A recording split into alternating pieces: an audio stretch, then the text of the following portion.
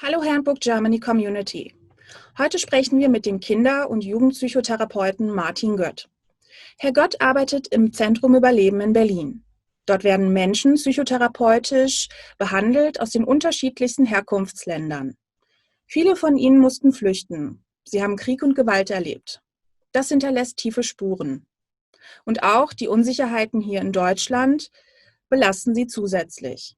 Herr Gött, herzlich willkommen und danke, dass Sie heute bei uns zu Gast sind. Sie behandeln Kinder und Jugendliche. Wieso kommen diese zu Ihnen? Danke für die Einladung. Die Kinder und Jugendlichen kommen zu mir, weil sie im Alltag Probleme entwickeln. Das heißt, es geht ganz oft um traumatische Erlebnisse und die Folgen davon. Das heißt, sie entwickeln eine Symptomatik. Oft sind das Schlafstörungen, das können Konzentrationsstörungen sein, es kann auch eine Depression sein, Angststörungen, kann auch bis hin zu aggressiven, sehr impulsiven Verhalten gehen. Und das fällt natürlich im Alltag mal mehr, mal weniger auf.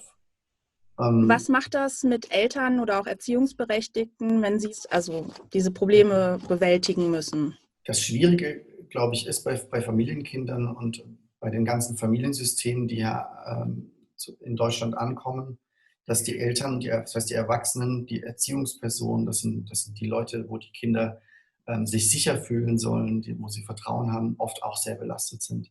Das heißt, die haben ja oft auch aus Kriegsgebieten, die haben Gewalt erfahren, sexuelle Gewalt erfahren.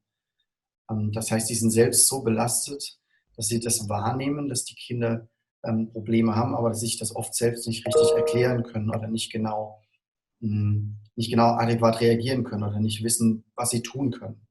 Sie sehen nur, mein Kind wacht nachts auf und schreit. Oder mein Kind geht in die Schule, schlägt dort aber andere Kinder oder kann sich nicht konzentrieren. Und das sind Fragen, mit denen kommen sie zu uns und wir liefern dann erstmal Erklärungsmodelle. Also wir fragen die Eltern zu dem Erlebten und versuchen zu erklären, warum ist die Reaktion ihres Kindes erstmal normal.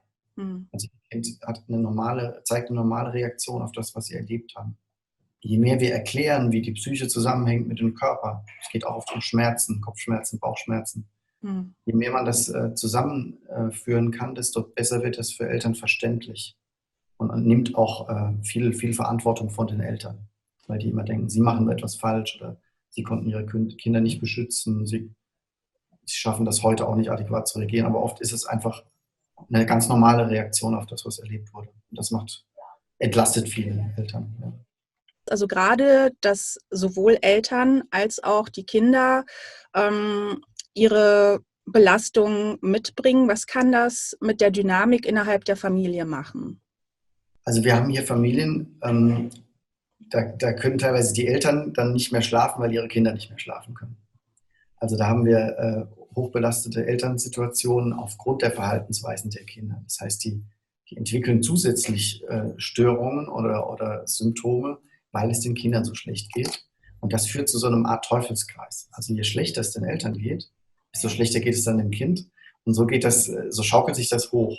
Mhm. Es kann natürlich im schlimmsten Fall auch zu Gewalt kommen in der Familie, dass wirklich einfach eine Überreizung die ganze Zeit. Mhm. Schlafmangel ist letztendlich eine Foltermethode. Also das haben wir sehr, sehr häufig auch in den Familien, dass da zu wahnsinnigen Stresssituationen kommt, dass da auch Familien bei uns ankommen, die völlig fertig sind und alle weinen. Alle sitzen weinend im Zimmer und das überträgt sich auf die Kinder. Und Mhm. da hat man auch, also die Kinder erleben praktisch auch eine weiterführende Unsicherheit. Also meine Eltern können mir das noch nicht geben, was ich eigentlich bräuchte und erleben die Eltern als hilflos. Und dadurch genau, kann es entweder zu Parentifizierung kommen, also dass Kinder tatsächlich die Verantwortung für ihre Eltern übernehmen, Mhm. oder oder dass die auf der anderen Seite eben so ganz kleinkindlich werden, sehr bedürftig und sehr, sehr belastet sind und gar nichts mehr wollen und gar nichts Ja. mehr können. Ja. Dann würde ich Ihnen gerne noch eine abschließende Frage stellen. Wie können Eltern und Erziehungsberechtigte am besten Hilfe holen für ihre Kinder, wenn sie merken, da gibt es Bedarf? Aber auch in vielen anderen Städten gibt es psychosoziale Zentren, die auch speziell mit geflüchteten Menschen arbeiten. Da gibt es eine Vielzahl von kleineren Anbietern auch. Ansonsten kann man sich an die Terminservicestelle wenden. Da gibt es eine Hotline, das ist die 116 117. Da kann man psychotherapeutische Hilfe bekommen. Man bekommt eine Telefonvermittlung. Trotzdem muss man sehr lange warten auf Plätze. Man kann sich an Jugendhilfe wenden. Also ich würde immer sagen, rufen Sie auch beim Jugendamt an. Das darf man sich nicht scheuen. Jugendamt ist letztendlich da, um zu helfen in erster Linie, auch um sowas zu organisieren. Auch Psychotherapie gibt es einen Rechtsanspruch und dann einfach dranbleiben. Das ist sehr schwer. Vor allem mit einer sprachlichen Hürde ist das wahnsinnig schwer. Da gibt es verschiedene Anlaufstellen, die einen auch einfach unterstützen. Also auch bei der Suche unterstützen, bei einer Anmeldung unterstützen. Vielen Dank.